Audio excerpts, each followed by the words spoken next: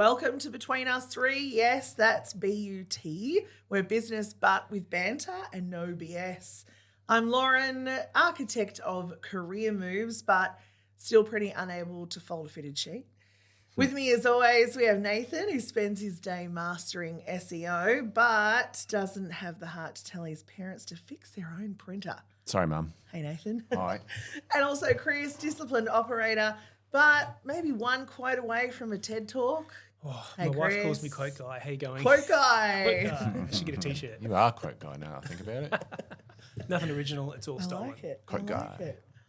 We're going to check in. We always check in. Personal and professional positive since we were last together. Okay. Who's ready to go first? I don't mind going first. Very nice. So I got some new windows put into my house and re-weatherboarded the back half of my house. Did it rather well.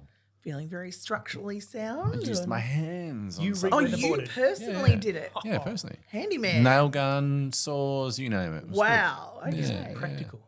It looks good.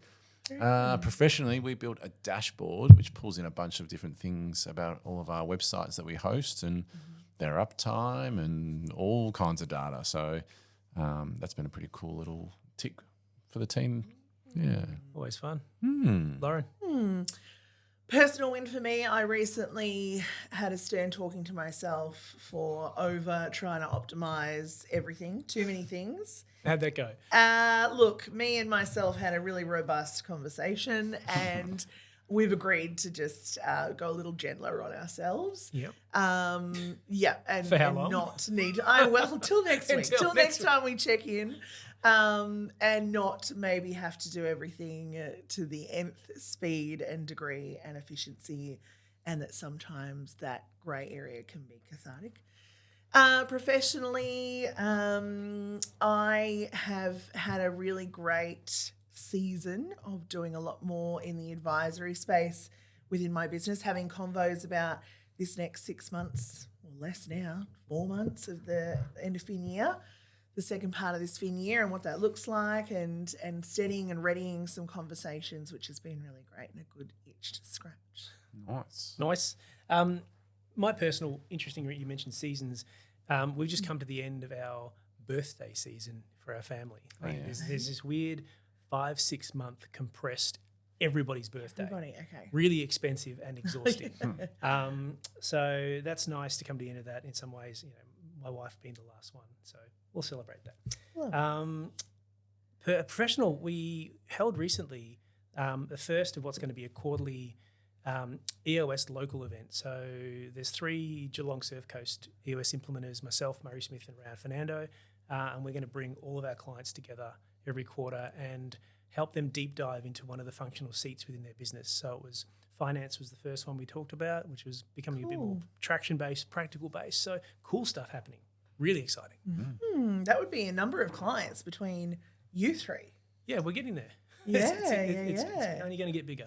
Okay. And I felt guilty because I didn't invite my Melbourne clients, and they're like, "Oh, dude, I would have come back." So okay. we'll Creating some scarcity. get them down the It's all road. You're tactical. going to need a bigger venue soon. We will. Very good. Oh, so what's new, guys? What's the quick quip going on? What's going on? You know what? I read something recently that these return to work mandates that are kind of going around and starting to get a bit tighter and tighter Yes. are strategically being leveraged as backdoor attrition strategies. Go on. Continue. So Please explain. it is Lean into that one. leaning in that some are intentionally using these mandates to reduce their workforce. And knowing that if they make certain aspects of work undesirable, then they can perhaps reduce their headcount without needing to go through that exiting process or Gotcha. redundancies, etc. Is that a bad thing? Is it? Well, it depends on the culture, I guess, you want to be left with. Yeah. If you have a bunch of people who are, thank God I'm back in the office, hi, how you going? And maybe they're really conversational and extroverted and chitty chatter, how's the productivity going to go? If you're considering that as a strategy, Sure. surely you're going to be comfortable with a With suboptimal what's culture. left. Hmm. Very good. Or are people saying yay to returning uber productive and looking forward to collaborating and getting, more done with more people, and perhaps it's not as social. Any big players that you know of that are generalise. mandating it? No, in fact, there's some cautious mandating pre-election, especially the Yeah. big gov institutions are very shy to do it formally because it's such a conversation piece. But, certainly locally, most organisations are observing 4 days in the office, 1 day work from home. And gosh, this time last year it was 2 days in the office, 3 from home. So it's really flipped. Yeah.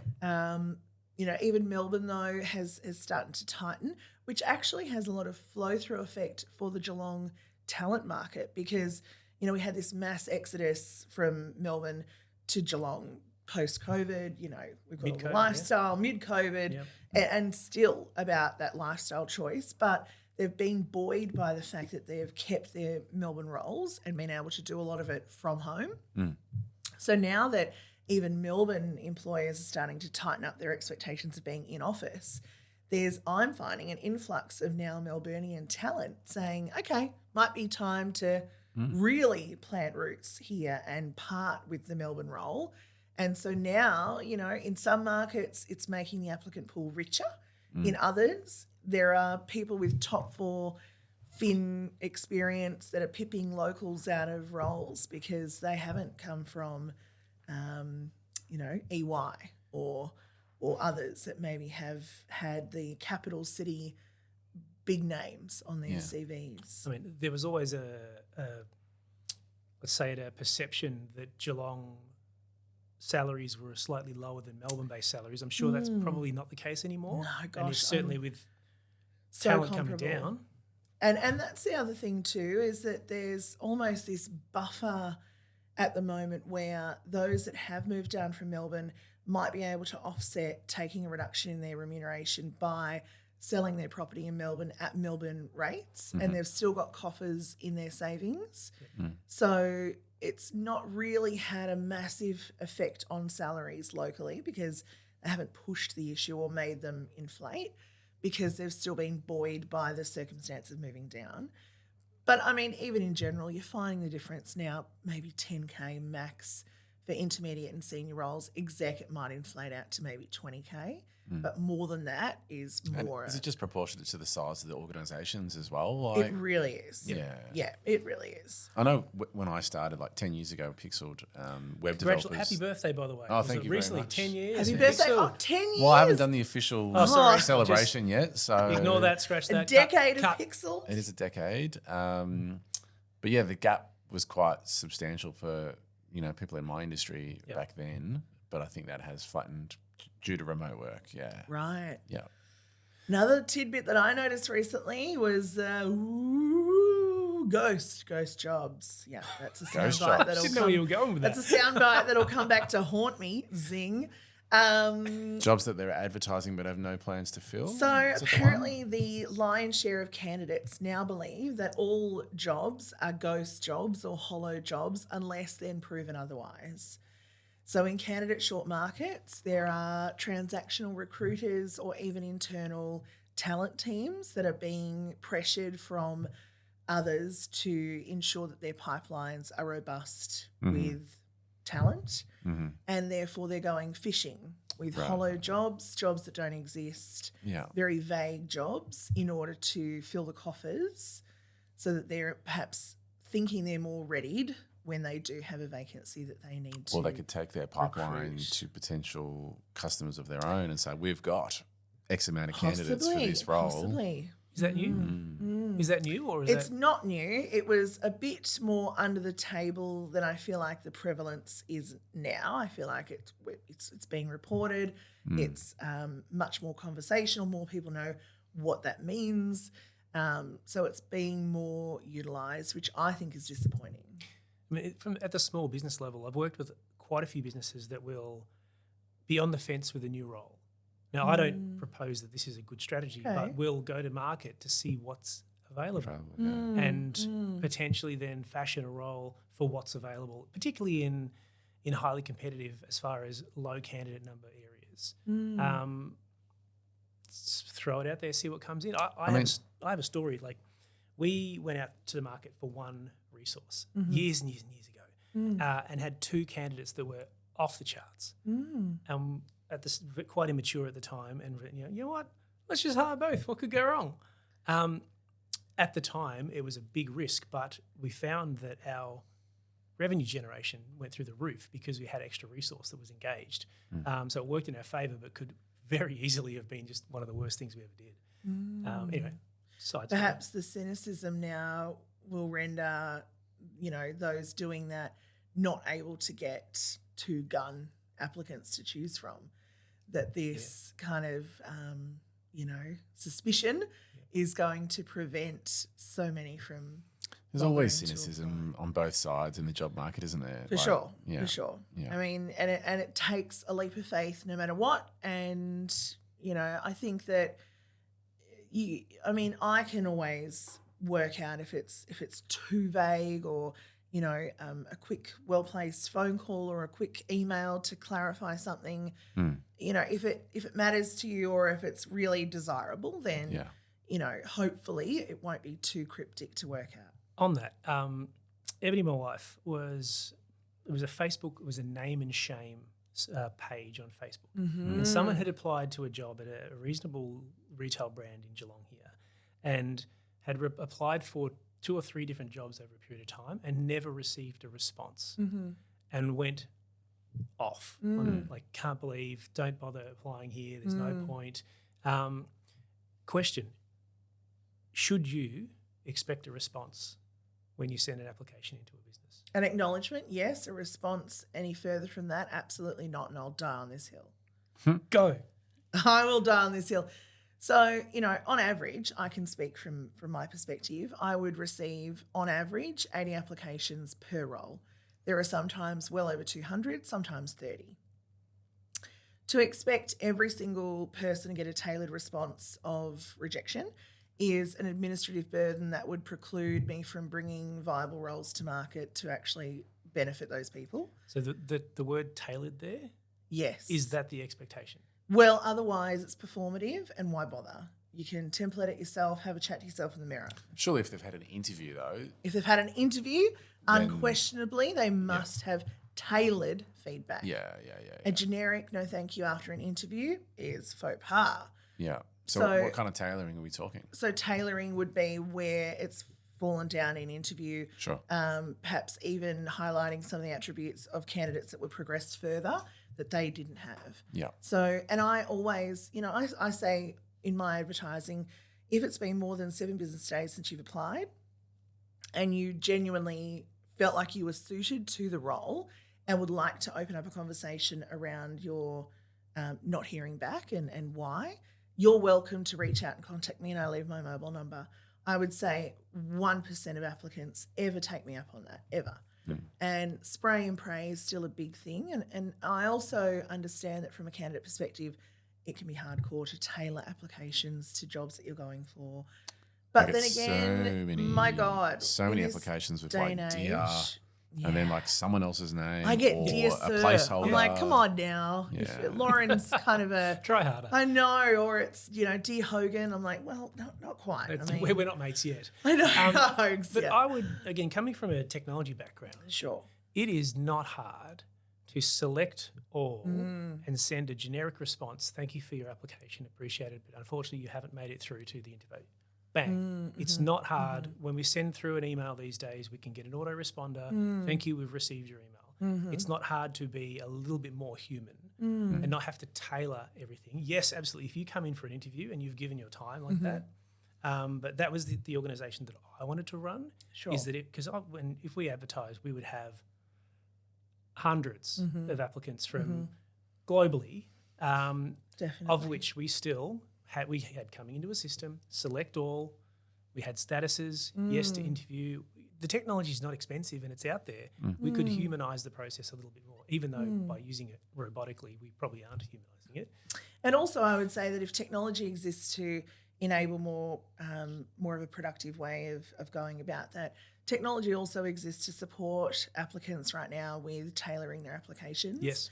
And so candidates that are banging the drum about, oh my God, I was up until 2 a.m. by candlelight writing this cover letter. You mean I've got to write a cover letter? Is bullshit. but also the amount of generic applications that are coming through that have not a lick of tailoring or indeed are attached to a cover letter specifically written for another role, or or there's gaffes and things throughout. I do think that the onus on the incumbent to trigger a phone call on their part could be just as equally rebutted. How long would, if you're genuinely interested. I think that sometimes if I were to send an email after an acknowledgement email about not receiving an interview, would further trigger conversation, or I would receive an avalanche of replies to those emails that I then would need to find additional time to reply to, and so on and so forth. So I think it's perhaps poking the bear a little bit with perhaps that type of communication, and so that's sort of why I leave it to the candidates to make that contact. But I'm very happy to hear arguments on either side. But I suspect there's probably a different perspective as well, being a recruiter. Yes. Like sure, the number of candidates, whereas a smaller organisation, 10 to 250 staff, yes, they're not recruiting every month. Completely. And I get that for very many reputation. people, they are only waiting to hear from Lauren Hogan. And from many, many, many, others, I'm trying to get in touch with hundreds, but to one person, I am that contact point. So I understand that as well. I just think that, for those that are serious and those that read to the bottom, there are very few that take me up on that. Read to the bottom is fascinating. Yes. I don't provide any tailored feedback. Yeah, right. Even if an interview. I offer, even an interview, but if they want it, it's in the email that they can talk to me and speak about it, but I don't write a personalised. What's the take up on people? Very little. Yeah, probably similar to what you said before. Not many people would. I find that human nature. It's so awkward, candidates don't love knowing, or they know. They kind of know they fumbled the interview, or they didn't really. There was something that they didn't have, or whatever. Yeah. But if you get a no, what does a no stand for? Not yet. Next opportunity. No, I like that. Yeah, so that's opportunity. That's a pragmatic approach. I don't know how you right? got not yet, right? Yeah. I was like, not yet. Nah. Hey, I saw just lastly, OpenAI now. I shouldn't know. I've We've opened up Pandora's box. Oh, didn't I? yeah. AI, but they've got you can now express interest in advertising on OpenAI. There's no advertising platform just yet, but you can fill out a form. But the minimum investment at the moment is $200,000. Okay. So it's for big business at this stage. So I will just have 4 ads then. Okay. Yeah. Yeah. Big 4. Big coffers at fruition day. Yeah. What's on the issues list? Let's go. Yeah, right. What are we unpacking today? Well, first cab off the rank. But are dress codes about brand clarity or control? Lauren, this is your issue. Oh my God, to unpack this issue. Let it rip. So dress codes, it's something that I don't have a conversation about this topic often, but when I do, I feel like it's always interesting and meaty and polarizing. And I thought, my God, who better to chew the fat with than you two lads and have this chat on our with podcast. T-shirts and sneakers sitting across from Yeah. But also just, we've come, I think, in the last 5 years in particular, very accepting climate culturally, and the zeitgeist has matured in individualism and authenticity, and yet we do still have sectors dominated by professional attire or conduct or presentation and or uniforms. And how does that, we haven't maybe seen much movement there that has been in parallel to our societal shifts and appetites changing. And I'm just curious, under Australian law, employers can enforce dress code, provided that it's lawful and reasonable and it's not discriminatory against religious or cultural accommodations. But they are able to set, presentation standards, and that it can be congruent with their branding and their aesthetic or their, their ethos or their sector. So sounds so dangerous to me. Trying to tell people what to dress like, what to wear. Really? You cannot wear short skirts. Why not? Yes, really? right. You must wear a shirt. Why? You're right. So I've never thought to impose a dress code ever. Right. Okay. Interesting. You are in a creative field that is Yeah, maybe, yeah. traditionally Yeah, you want to inspire creativity. I do. Maybe I've got an unofficial suggestion that, client meetings, if we're going out somewhere, maybe put a collar on for the blokes. But that's about as far as it goes. What about a facial tat? I haven't had to cross that bridge. That wouldn't be something I'd be too happy about. Okay. Really? Okay. When you say a facial tat, Yes. is it something small? Is it is A it tear? a traditional? Isn't that when you've You murdered traditional murdered somebody. someone? Maori- You get a tear for every murder? It's probably not going down that track. Probably opens That up. would definitely be a line in the Yeah. sand. Yeah. Are you crying? No. Okay. I guess it's fine. My instant reaction was like, oh, nah, that's not our image. But that's just because we haven't had that before. Yeah, interesting, isn't it? I mean, there's actually at the moment, Australia Post workers have banded together and put in a formal complaint to Australia Post about their uniform requirements and have deemed them uncomfortable, sweaty, and not sun smart That's given an the nature OH&S of their concern, roles. right? That Which makes complete OH&S? sense. Sure. But, I mean, conversely, if they were long-sleeved and pants rather than, I believe at the moment it's shorts, T-shirt type of attire, surely that would cause heat, more heat. I think the fabric heat is probably the stroke. concern. We've had You know? previous businesses had polo shirts, much like yours, Nate. Like you can get certain tech fabric that wicks sweat away. Right. Like, Or should we have naked posties? please no. Is No. that where we're moving? Let's go. Given I think most, like the vast majority of posties are probably Vote middle-aged that to down. older men. Yeah, I know. It's not going to be great. You know, But just slip, slop, slap, and off you go. I've got sort of two perspectives. So from the business owner perspective, Yes. I believe it should be well within their rights to dictate the image that they want their brand to portray. Within what bounds? I guess there's a legal bounds around that. But as we sort of mentioned before about the being forced to work from home, being forced to wear something that you're not comfortable in will choose your culture for you in some ways. True. So what do you want to accept versus what you don't want to accept? You're gonna, you can choose anything you like. You just can't choose the consequences that causes. So we, previous business, IT industry, broad brushstrokes here, but we're not known for our dress sense. We're not known for our personal hygiene either. Okay. And I say I had a great friend who had to get dry cleaning services into his organisation because he could not get his people to wash their clothes and present well. So had a uniform policy to ensure there was a uniform, hence the name, image that was portrayed. We went through phases of, I tell a story all the time about the first sales call I went on and talk about the suit and the tie and the leather compendium and that I thought you had to wear. So I was presenting with this image that I thought people wanted from me. And so that chameleon mindset that I think we should squash. But that then was challenged by a client because I think it's cruel that you make your staff wear shirts and pants. And I said, well, you're a design agency.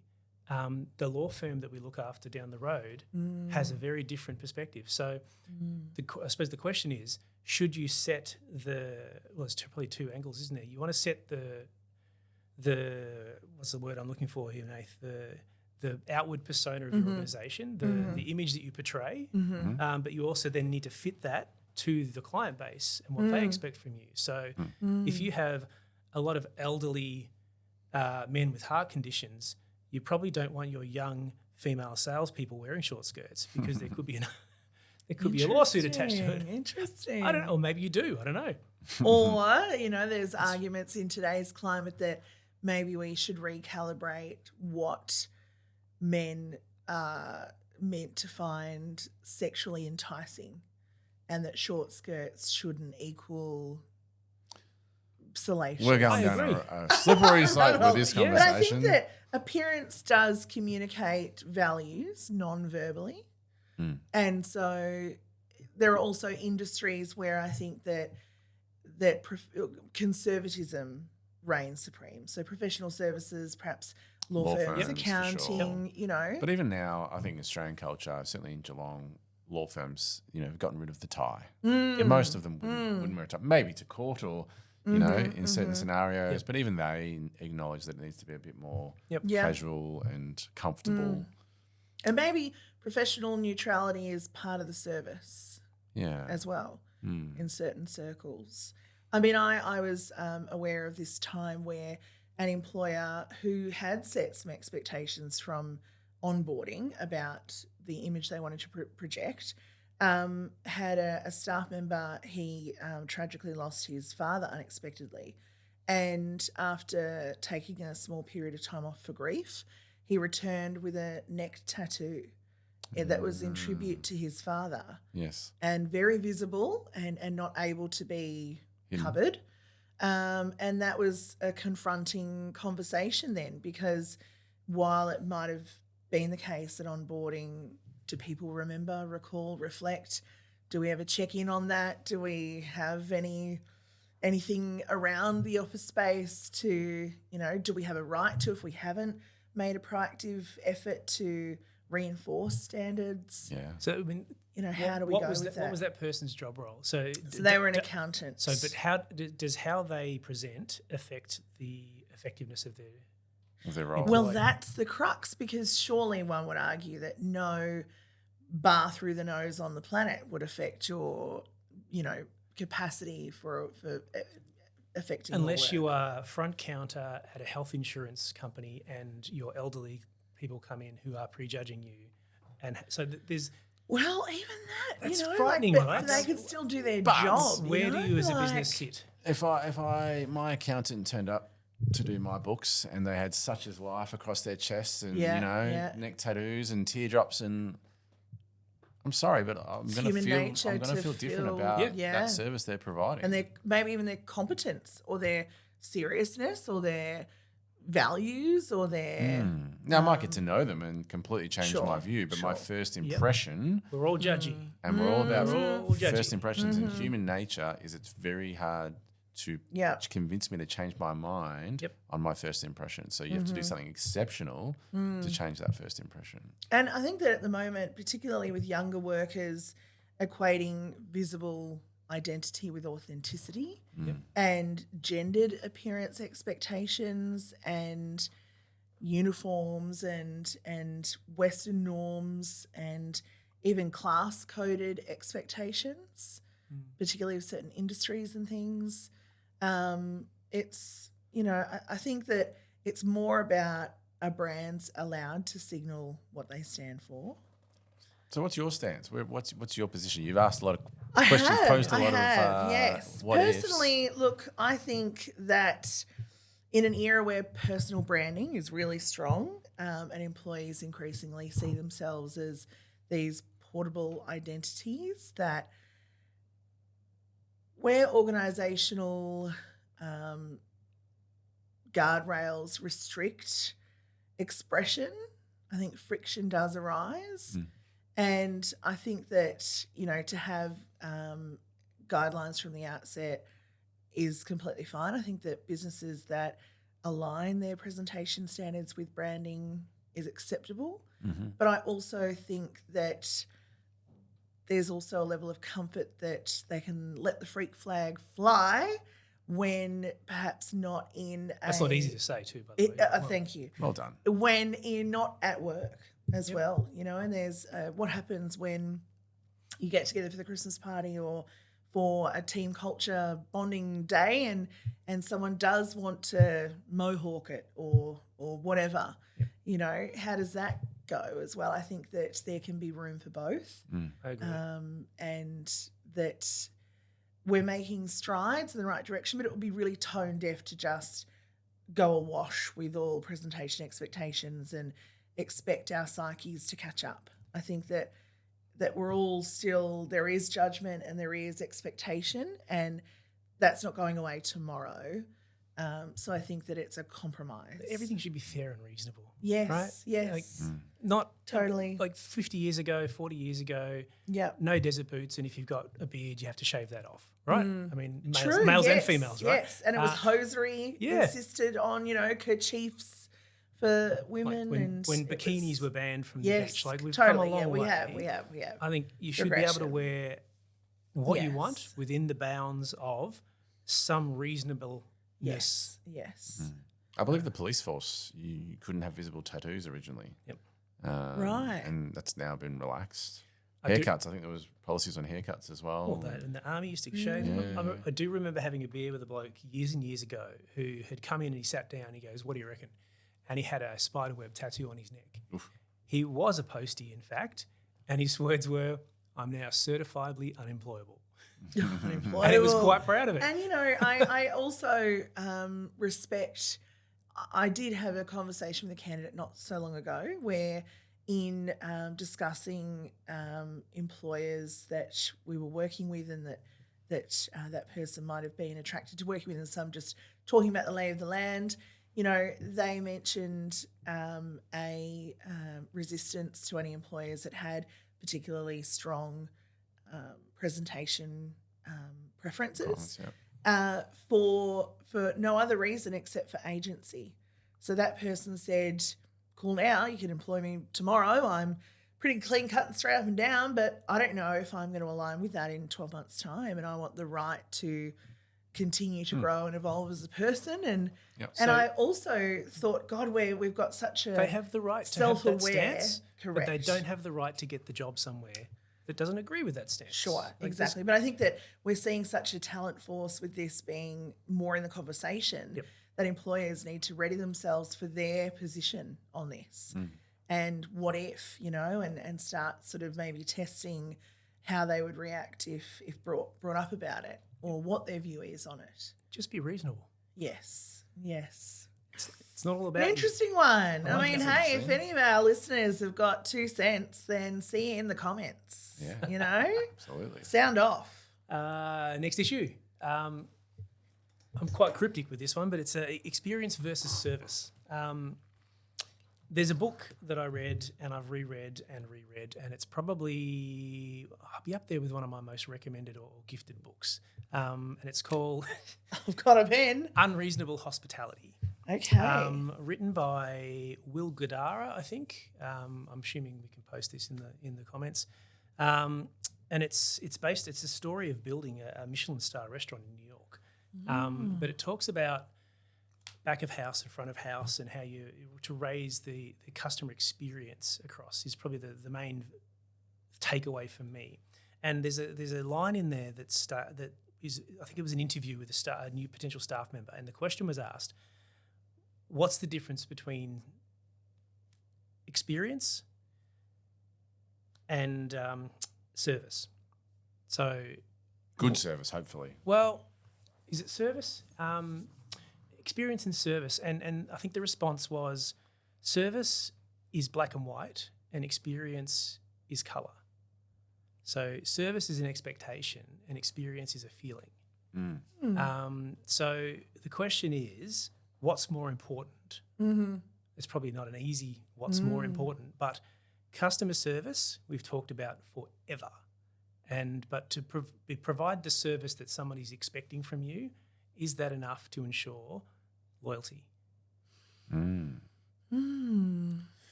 So there's a guy in America that Nick and I are both familiar with, Nick at Pixeled, and it's called Johnny Cupcakes. I don't know if you've ever seen me wear my Johnny Cupcakes T-shirt. No, you've told me about it though. No?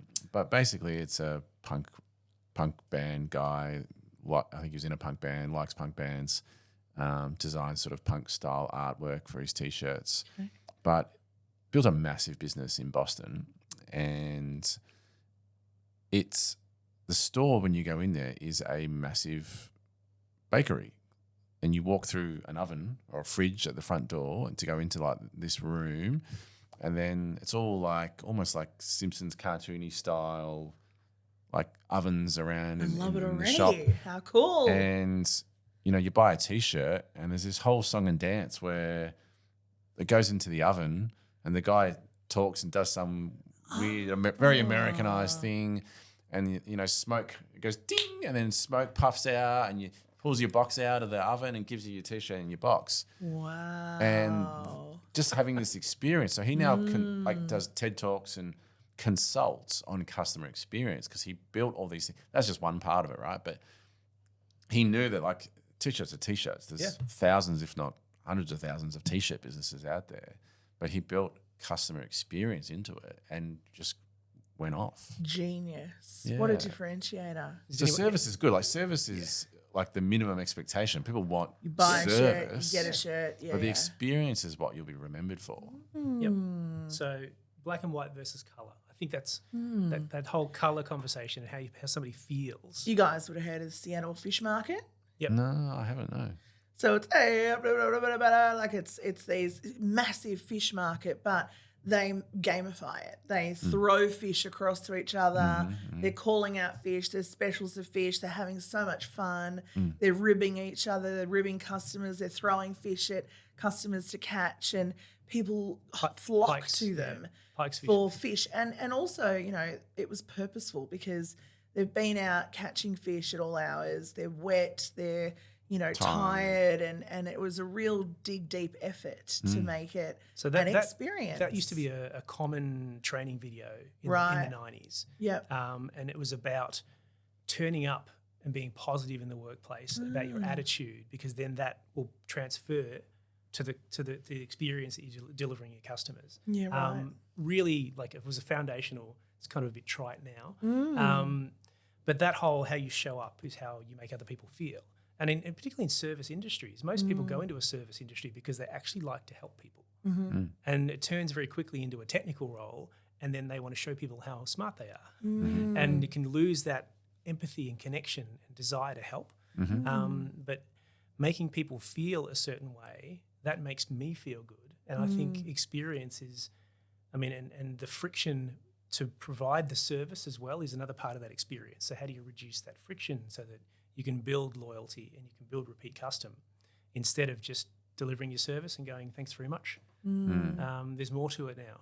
I've been in rooms where conversations have swirled about also sort of professional services firms seeking to foster an experience with their clients that might emulate, like for example, when I get my hair done, I know exactly. You do well, no, okay, but I know that I'm not going to Hair Hub. I'm going to Lisa. Lisa is my hairdresser, and so that individualism and that experience, and having that regard for professional services, and they were trying to bring more of that in and have that really tailored experience where it wasn't just transactional or routine, or perhaps it is because it needs things done at the end of the day, but how do you put colour into what is required?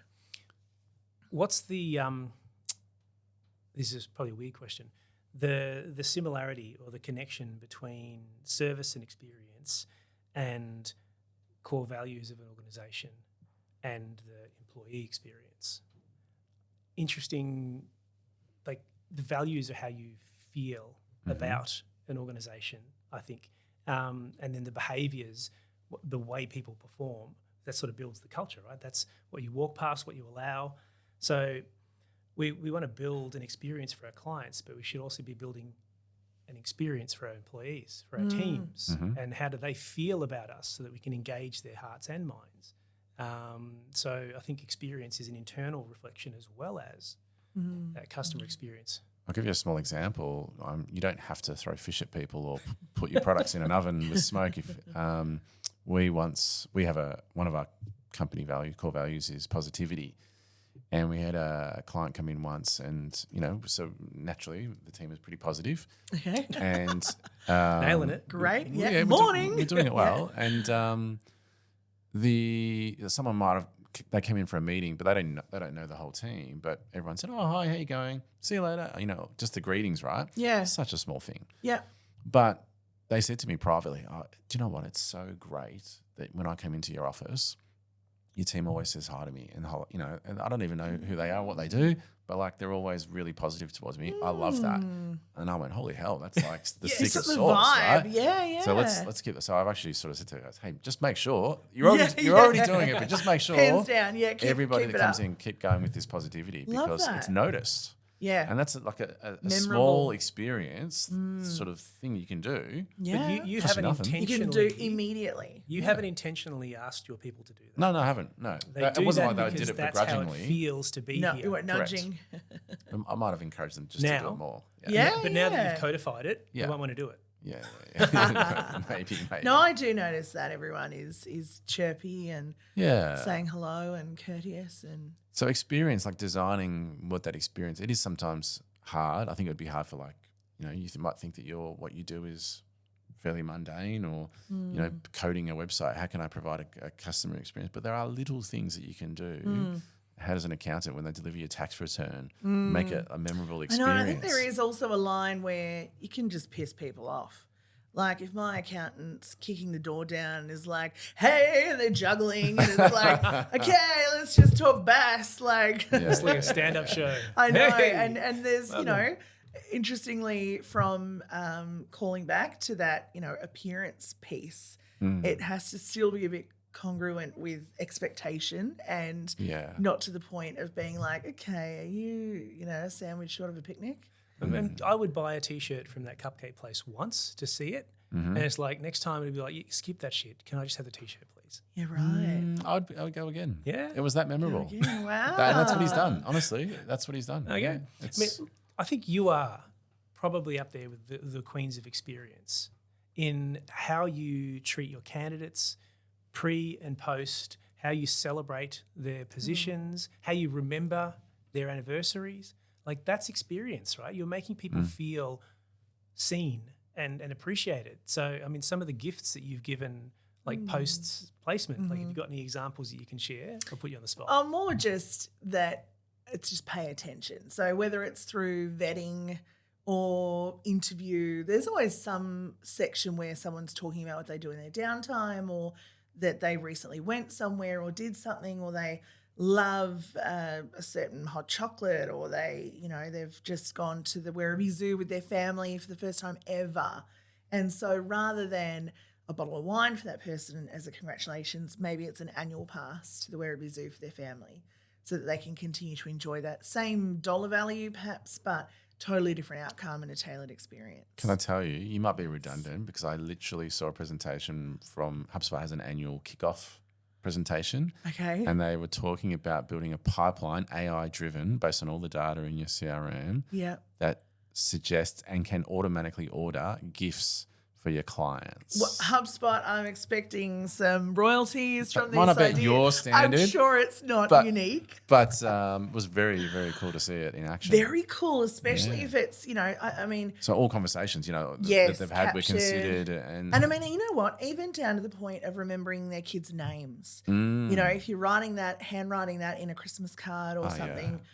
Really powerful. You're showing that you care by paying Yes. attention. I mean, if AI is assisting you, someone's still going to have to decide what the bounds are and what's a good gift. I would still manually confirm. Yeah, otherwise you confirm might it. be sending them to Thailand for something weird. Yeah. So, Yes, I think the humanization of the experience is probably what makes people lean in and feel more about it. And I love that about, and it's personalization. Is that the I word? wonder where we're going to go though with Google lenses and holograms and tailoring experiences and where it kind of gets into creepy territory for me is I've seen mock-ups of if you walk through a supermarket and there's actual adverts that talk to you because they can detect you arriving, or it's retinal scan. how are you really liking that mascara, Lauren? It's probably running out. Like, and I'm like, oh my God, like, or is that going to be like, man, that's handy. Yeah, dang, I forgot about that. Have we already talked about like meta glasses and stuff? We had that conversation. Don't think so. Not in detail, but just like, wow, the experience side. In the book Unreasonable Hospitality. So one of the stories they tell is the maitre d' of a high class restaurant usually sits behind a little lectern or a little, and they've got the booking list there, and they'll get the name and they'll have this conversation, and they've got this barrier between them, and they wanted to get rid of the barrier, so they would take all their bookings, and the maitre d' would do all the research on Google and Google image search these people so that they could facially recognise the guests coming in. Yeah, that's a bit much. But meta glasses. Lauren, great to see you again. Yeah. Like this is where experience is going to That come would go in. straight to my head. Yeah. Yes. I'd be like, "You're welcome." I can imagine the two my of you, right? gosh. Like, top Rolling table, in. thank you. Like, they know who I am. Yes. Shut up. Like, yeah. But that's I think that's Yeah, right. apart from the privacy conversation, because I know Bunnings had some challenges around their facial recognition. facial recognition, but I'm assuming it's we'll back. get past that. I think it's back. I thought they put it back Okay. pretty quickly. Yeah, Yeah. yeah, yeah. Well, it'll raise the bar for all of us. Like, ain't no special hot chocolate's going to cut it anymore if that's the case. But everyone wants to It's go to a gonna cafe be- where they go, usual. Yeah, sure. Like that's Yeah. personalisation, Yeah, right? yeah. And so if you can make that a bit easier so that everybody feels that, that's a competitive advantage for now. So how do you build those moments, like capturing kids' names, capturing your dog, like the little nuances that people will go, shit, they actually do really care about me. Yeah. Like, and if you actually do care about people, that's a plus. I'm a big believer in anything handwritten. I think the art of handwriting is almost lost in society, and I think that goes a long way because the only trick or trip that's potentially a downfall is that with so much automation or with Google Lens or with being able to capture things with HubSpot, you don't want necessarily someone to get the same congratulatory message year on year, or to kind of feel like it's the boss's secretary that remembered it, not them. Yeah. That vibe, Yeah. So it's got to still be, which I think that handwriting. My handwriting is encrypted. Okay. It's been described as Hieroglyphs? a doctor on crack. Oh my god! So probably not going to work for me. My handwriting's a lazy slob, so it starts off with a bit of energy, but then just trails off. Okay. Yeah. Okay. Very effective over short distances. Yes. All right, what do we got next? Right. Last issue is mine. So, Chris, you'll love this. Scorecards for team accountability. But obviously, I'm going to have the marketing lens for this. We've noticed marketing's more complex than it ever has been. There are so many channels now, and the traditional funnel of they start here and they end there, that's kind of out the window these days. Customers enter into your world, in your marketing channels, when they want, where they want, and at different points and at different stages of their own journey. So it's very hard to measure success, and it's very hard to attribute success to any one channel. So we have introduced scorecards for our clients, where we're using a range of different indicator metrics to kind of gauge success and use it to build a picture. There's no one silver bullet that can give us the true answer, but these leading indicators now, so like site traffic, social media reach, all of those metrics can lead towards a much greater result. We might not be able to say conclusively that sale came from that particular thing, but we know that there was a lot more effort in these spaces, which led to a greater overall result. So I'm a big fan, and we just hear it a lot lately of, I'm not sure if the marketing's working, or hopefully our clients don't say that, but I'm sure they never. no, never. But yeah, a lot of new clients, they're doing stuff, but just treading water. They don't really know what the outputs are. So we've moved past the old adage of 50% of marketing works. We just don't know which 50%. Yes. Now it's 90%. We don't know. Wow. No. So is it like breadth? Is that what you're expanding to? That there's more touch points that might Many equal more touch success? points. A lot of touch points you don't have control over now because of AI, of course. But is that Drink. the determination that the more touch points, the likelier that is to convert? Is that a thing? Yes, absolutely. So you obviously want to have control over as many touch points or influence as many touch points as possible. Right. But there's no but if you can guide them to this specific touch point, it's a really high converter. There's always that. But like the old get them to your website and then the funnel will do the rest. Yeah. That's kind of gone. Gate some content and gather their information and remarket and all the A lot of the things. time people don't come to your website until they're ready to buy. That's like more and more now these days. So traffic from AI answer engines more likely to convert, just not getting as much as it used to.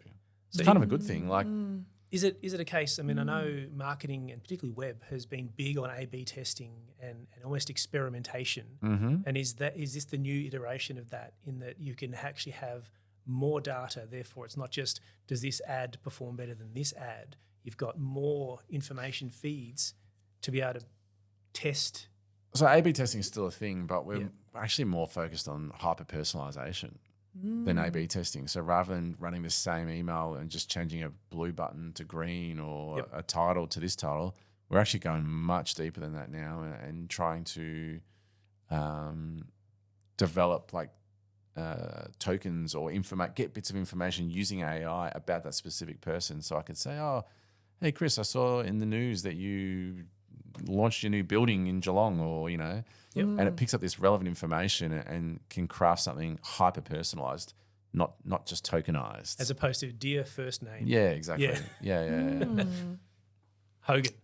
No, I mean, Hogan. it's so interesting, but, you know, a change of detail. I mean, that whole rising tide lifts all boats. So it's you know, I'm sure your inboxes are like mine, if not worse.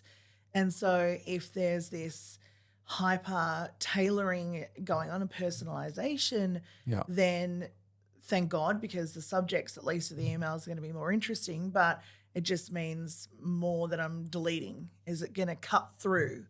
Is it going that's to... the intent, is it's meant to cut through, right? Because you're saying something that's so... How is that differing to a handwritten note?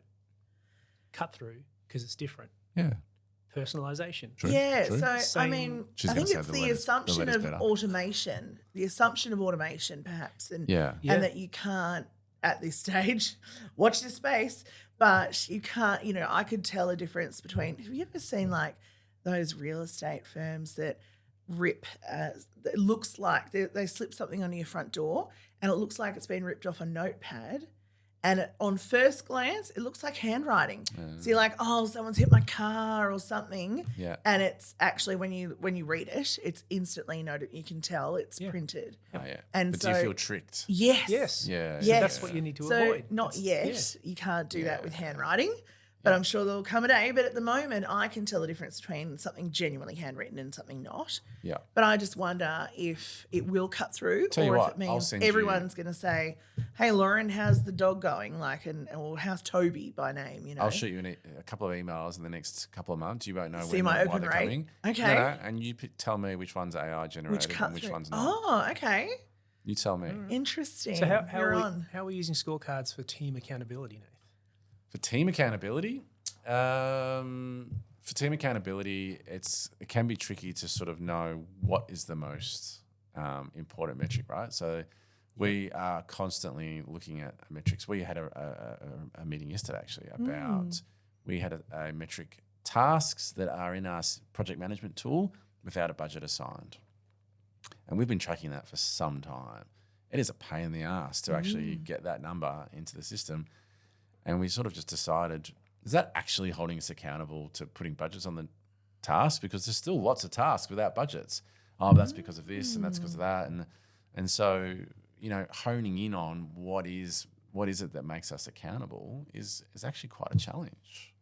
It's probably, well, what do you think, Lauren, first and foremost? Well, I was saying, out of interest, are you, so these are quarterly conversations around accountability, weekly conversations? Weekly metrics are in a scorecard that we review in our weekly meeting. Yeah. And everybody will have a number, maybe multiple numbers, and we're reporting on those numbers. So I'm assuming those numbers obviously relate to different categories. So how often are you changing up the categories that you're tracking? Categories? Or the scorecard outcomes? So it might be around productivity. Yeah, It might be around revenue. Right, okay. It might be around customer satisfaction. Okay. And they seldom change? They stay pretty consistent? Relatively, but we might or? change them or review them at least quarterly. Quarterly, okay. Yeah. Yeah, right. Okay. So if they're but the right, it's a if they're moving the right target. driving Like, numbers, how do you pin that down? if they're the right numbers to drive your organisation, then they are the right numbers, right? And that will vary from time to time, but gross margin doesn't change. Like that's a number that every business should be working on. Accountability is probably the piece, right? The right numbers are the right numbers. If you're not paying any attention to them, are they the right number? It's not about accountability. It's just, is it the right number? Accountability is how people feel when they don't hit that number, and they go, "Oh, I need to fix that." Like that's an internally driven thing from a human being to be accountable for something. And how do you get someone to feel that is the trick. So how does Pixel measure productivity? So billable hours is one of them. Okay. Certain types of tasks completed. Okay. Certain amount of support tickets, response time, things like that. And out of interest, has that changed much? Of those metrics changed much over the last 12 to 24 months? Probably only taken away metrics, not added. Yeah, right. To really sort of hone in on what's important. Yeah. One thing to make people more accountable, it's funny because, I mean, I'm probably the worst at it. I sometimes look at a metric that I'm not hitting target for and just keep going for some time. Who holds you accountable? Well, that's the tricky part. I want my team to hold me accountable. It's sometimes hard though. Color coding. So if you rock up to the same meeting and your metric is red, this comes to a point where surely you feel a little bit guilty about that red. So color coding makes a difference. But ultimately, your team needs to hold you accountable. Why is that? Well, there was a story of a company that I did a presentation to, and I talk about all the components that we sort of teach, and one of them is scorecarding. And they've gone, you know what? I don't think we need the rest of it. We just need these scorecards. And I said, look, I'm going to have to caution you that just implementing scorecards for people is an act of judgment, not an act of driving the right behaviours. People need to know why you need to meet those numbers before they will have some level of accountability around them. And followed them up months later, and they said, we had a couple of people leave and it was really bad for our culture, so it was terrible. Which then they put scorecarding across all the things we teach, and so the whole thing was terrible, which is fine. But unless you, and I used this the other day, like you've heard the boil the frog analogy, like and as the temperature raises around, then the frog's more comfortable, therefore you can boil a frog. But if you chuck it into boiling water, it disappears. And feedback and scorecarding and metrics are the similar type of thing. You have to give people, and I guess this is purely my opinion, right? You have to raise the temperature so that feedback and accountability become part of your organisation. So give permission to give you that. Yeah. So hold me accountable. Awesome. Great. Yeah. But why do we hold me accountable? Because it benefits it all. Because if we don't do this number, then we can't do this at the end of the year, and our cash position's weakened, which means that we have a less resilient business. Oh, right. I understand now. So I'm going to lean in and feel personally connected to that number now, as opposed to Nathan just wants me to put budgets on my bloody tickets. Not we need to. This is a leading indicator to how profitable our jobs are, which means I can afford to do CPI increases for everybody this year. Like you can tie it to an outcome. Yeah. So intrinsic versus extrinsic motivation, those type of conversations. Why is that number important? Have people understand that, and then you can the second part around creating the vision as to why is to actually manage them to that when they don't hit the number. Don't just walk past a red number. Is that going to come back online next week? Yes, it's going to come green. Awesome. Is it come back? I don't know, actually. Well, let's talk about it. Why is it offline? Let's learn that number. Using it as the driver for your organisation on a weekly basis. That's how I teach it anyway. Yeah. Do you have any metrics, Lauren? What do you track? Awesomeness. High five. I retrospectively set my metrics once at the end of each quarter, depending great. what I've and you hit your smashed. targets every time. I know. I just end up with all these bonuses. So when you drive away from here, you're going to drive home in the rear vision mirror? Yeah, reverse apparently. all the way home? Let's try and use the windscreen, I was shall we? thinking about, I read something else recently about a managing director that at a town hall made a really sweeping statement saying that if you're in this organisation to be constantly reassured, you're in the wrong organisation, and had a massive hemorrhage of people. I wonder why. Well, again, with whether it's accountability or what, but he was setting the tone pretty clearly, and Sounds a little tone deaf in some ways. Yeah. I mean, hopefully he would argue that maybe those that remained Were his more people. aligned to what he's looking at doing, but I think that clarity is obviously paramount. I think that clear on what is required of someone in their role leads to such higher retention rates. So that's the point. Yes. I think you've hit it on the head there. So clarity, and this is where reassurance comes from as well, right? Yeah, It doesn't the have to be a reassurance is human tricky. reassuring another human. Yeah. You can feel reassured because you know what you're being held accountable for, and you know you're doing it enough or as little, which is another clarity mechanism, right? Measurables. What does good look like? Yeah. So reassurance doesn't have to be a person reassuring, there, Nathan, you're doing a great job. Like that's nice, but reassurance comes from having a clear set of rules and having reasonably constant feedback that you are moving in the right direction, progress. So that could, I think maybe he just could have rephrased that a little differently and had a win. It's shocking. I wish I'd remember the actual company that it was. But it's hard to can't remember always the give industry. positive feedback, right? Like I like to give Sure. it, but look, honestly, not all the time do I have the Exhausting. energy to Sure. do that. I just don't feel Yeah. like it, or I'm Yeah. tired, or Yeah. So I like the clarity piece.